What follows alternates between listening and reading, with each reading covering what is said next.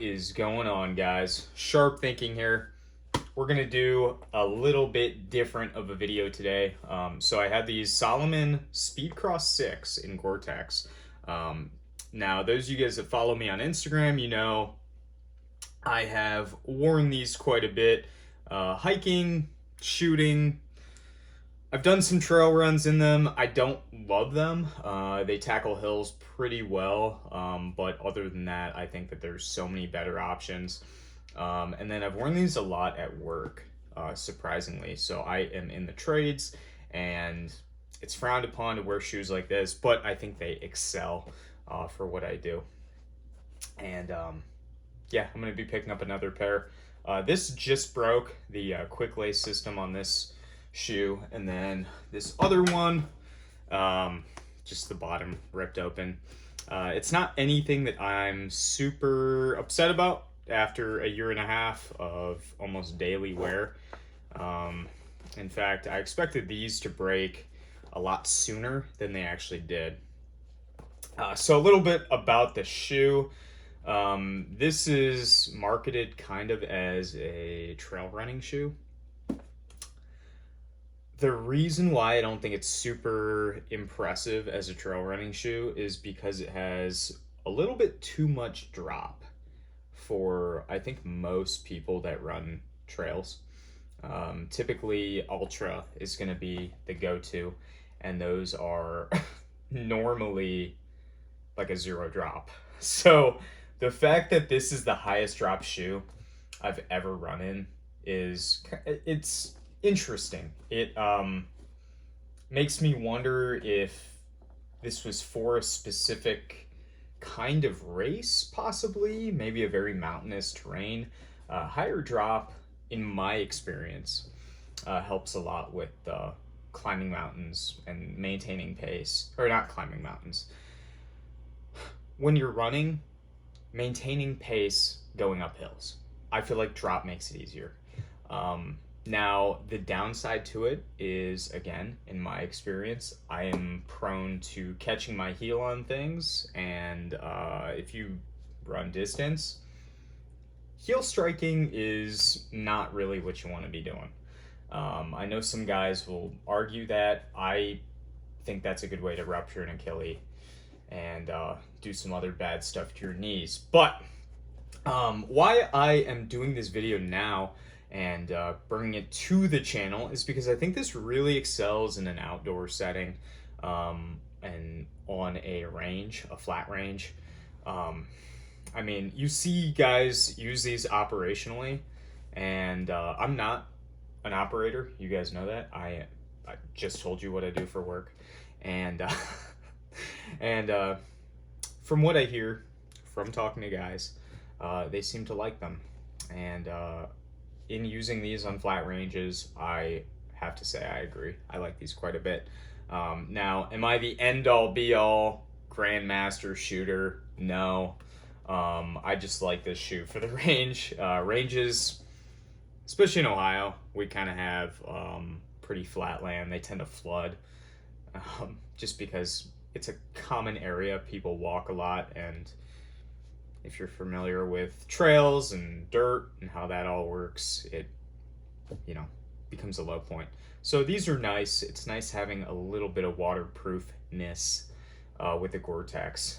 Now, these are definitely my favorite pair of Gortex shoes I've owned so far. I've had some others that are, we'll call them waterproof still, right? But due to them not having like a layer to suspend the Gortex off of your foot and sock, when the Gortex gets wet, it makes your foot feel really cold, which to me is not all that different than having a wet foot. I know that sounds dumb, but either way, your feet are going to be cold. So I don't know. That's just my 2 cents on that. The grip on these is really nice. I know a lot of guys, it drives them nuts to wear shoes like this on, say, asphalt and feel them snag, catch, all that stuff. Yeah, Yeah, I kind of agree. Um, but honestly, most of the wear on these is from asphalt, and it's still I mean they've lasted a year and a half. To me, for $160 shoe, that's pretty good. I mean, I don't really have, I guess my opinion on how long shoes should last is kind of tainted because I go through so many. But um, I don't know. I feel like this is very fair, and you know, I'm not just saying that. Like I'm gonna buy another pair of these, and I'm not some fancy guy. I don't get these for free. You know, it's coming out of my bank account, so you know, I mean that. Yeah, this happened a while ago. Surprisingly, for those of you guys that are maybe listening, the bottom is like ripped, so there's this rubber layer, the outsole they call it, and then there is sort of like a toe protector layer that goes down under the shoe. Well, that's peeling back, and even with all of that, wearing this in like wet, damp grass, stepping in puddles, my foot never got wet. So these are pretty solid.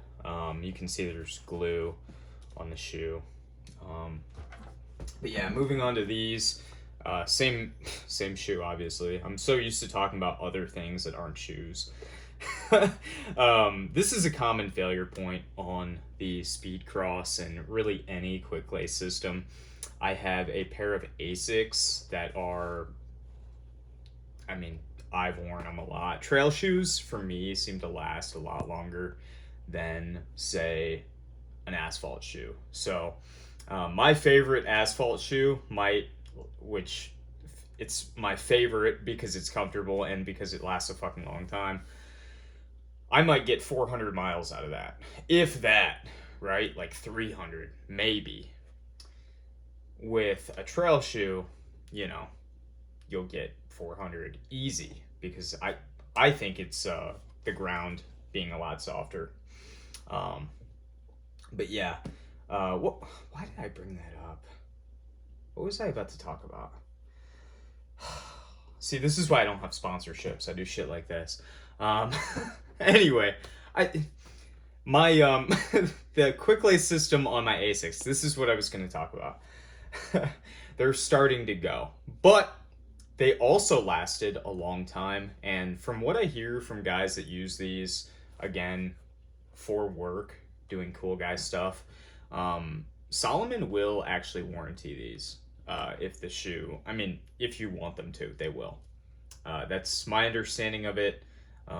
Those are guys using the Salomon Forces, I want to say they're called. I would rather have the Gore-Tex, so I'm not going to get Forces. And yeah, I just think this is a better option overall. But yeah, they will warranty that. As far as any other kind of warranty stuff, I don't know really what could go wrong on this. I will say the foam is pretty hard, and there's not a lot of it in the forefoot. So that might be something if you have already bad knees, you might not love this. I've heard guys say that these are uncomfortable. I wouldn't necessarily say that. I just don't think that they're a good running shoe. I know guys do it. Maybe it's because I'm on the heavier side. I don't know. I often wonder about that because there's a lot of shoes like the Saucony Endorphin where I'm just kind of like, or the, I'm sorry, that's a line of shoes. The Endorphin Speed, whatever model they're on now. I like the Speed Shift a lot, but the Endorphin, or what am I talking about? The Endorphin Shift is the one I like. The Endorphin Speed, everybody says they love it, and I just don't. I don't like that shoe at all, really. But yeah, I'm gonna wrap up the video there because I'm starting to get off topic, and what are you gonna do? You know how I am. But yeah, let me know what you want to see next. I have some shoes that I think are really good for guys trying to do PFTs and stuff like that. Like pretty affordable, but you can put down some insane times. I mean, I'm talking like, well, I guess I'll just drop the shoe. The Asics Nusa Tri 16. I think that shoe's amazing. I don't know. Let me know what you want to see next, and if I have it, I'll do a video on it. So, thank you all so much for watching. Again, for those of you guys that want gun and knife content and flashlights and all that shit, I'm sorry about this, but I really do think that these are pretty cool. And if you're into EDC, outdoor stuff, blah, blah, blah, blah, blah, these are going to be a much better fit than any other shoe video I could have done. So I'm thinking of you guys, and that's all I got for real this time. Thank you all. See you next time.